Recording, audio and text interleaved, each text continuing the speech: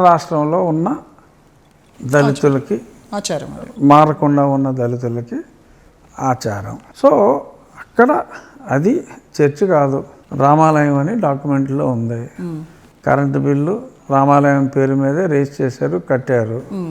రాముడి విగ్రహాలు ఇంకా అక్కడ దెబ్బతిన్న స్థితిలో రాముడు, లక్ష్మణుడు, సీత, హనుమంతుడి విగ్రహాలు అక్కడ ఉన్నాయి.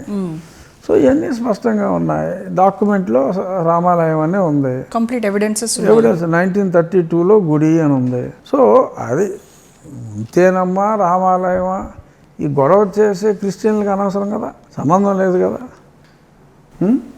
లేకపోతే సునీల్ కుమార్ గారికి ఇంకో ఎవరికో పనికిమాలిన వాళ్ళకి ఏంటి సంబంధం? అక్విడ్ ఇష్యూ.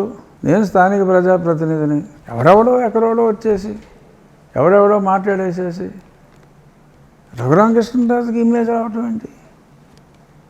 నా నియోజకవర్గంలో ఒక సమస్య తలెత్తితే అక్కడ దేవాలయ స్థానంలో ప్రభుత్వ పాలసీని అనుసరించి నేను దేవాలయం కడతానన్నాను. ప్రభుత్వం డబ్బులు అక్కర్లేదు, ప్రజల డబ్బులతో విత్ కంట్రిబ్యూషన్ కట్టుకుంటారు అని చెప్పాను. Yes, we have collected public donation, ₹1,00,00,000 donation almost వచ్చేసింది. సో దాంతో పని మొదలు పెడతాం, కడతాం. ఎట్లా కడతారో చూస్తాము అని అంటున్నారు కదా. ఎవడో సునీల్ గాడా? అందరూ అక్కడ ఉన్నటువంటి అసలు ఏంటి ఈ సునీల్ కుమారు, జడ శ్రావణ్ కుమారు, హర్ష కుమారు, విజయ్ కుమార్, ఈ కుమారులందరికీ మీకు ఏంటి వైరం?